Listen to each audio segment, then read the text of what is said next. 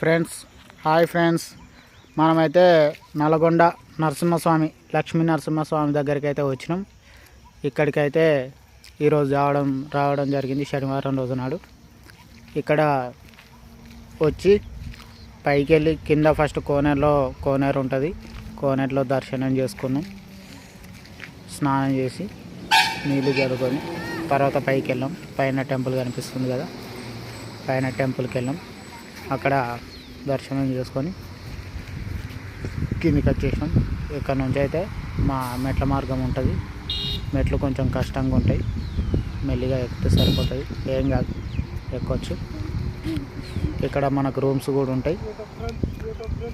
రూమ్స్లలో మనం తీసుకొని ఉండవచ్చు. వర్షం పడిన అట్లా ఇబ్బందిగా ఉంటే రూములలో ఉండొచ్చు.